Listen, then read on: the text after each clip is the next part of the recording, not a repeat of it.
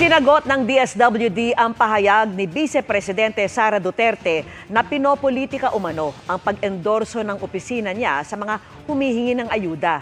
Ito po yung programa para sa mga humihingi ng pampagamot, pampalibing at iba pang tulong. Nakatutok si Tina Panganiban Perez.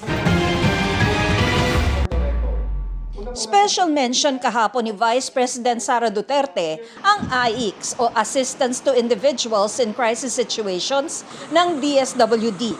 Ito'y nang magbigay siya ng halimbawa ng mga pondong napupulitika umano nang humarap sa pagdinig ng budget ng OVP sa Senado kahapon. Kadalasan po nasagot sa amin ay hindi pwede dahil galing yan sa Office of the Vice President at kalaban yan. Kaya sabi ni DSWD Secretary Rex Gatchalian, makikipag-ugnayan sila sa OVP para maimbestigahan ang issue. Right now, ang gagawin namin is to get in touch with her office to get the full details para maimbestigahan namin kung talagang kung may infraction na nagawa ang aming tao. Base sa website ng DSWD, ang AICS ay isang social welfare service na nagbibigay ng tulong medikal, pampalibing, transportasyon, edukasyon, pagkain o tulong pinansyal para sa pangangailangan ng isang tao o pamilya.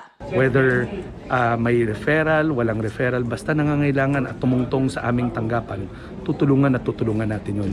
Kanina humarap ang DSWD sa pagdinig sa Kamara para sa mahigit 229 billion pesos nila sa susunod na taon.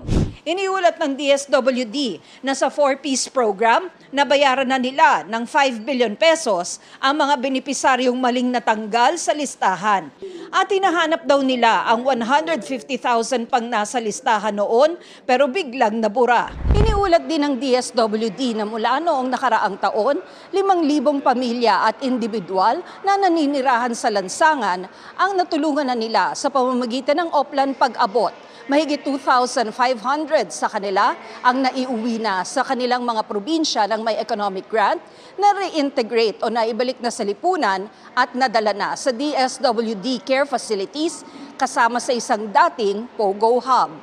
Dahil na yung mga kwarto na siya, dahil maayos na siya, the Executive Secretary gave us the rights to use two floors of it. We've retrofitted it into a temporary interim shelter for our families in street situation. Nang tanungin naman tungkol sa iniulat ng National Economic Development Authority o NEDA na hindi makukonsiderang food poor ang gumagasto sa pagkain ng 64 pesos kada araw o 21 pesos kada kainan, sagot ni Gatchalian, The DSWD and our social workers agree that 21 pesos is clearly not enough. That's for the record. Para sa GMA Integrated News, Tina Panganiban Perez, nakatutok, 24 oras.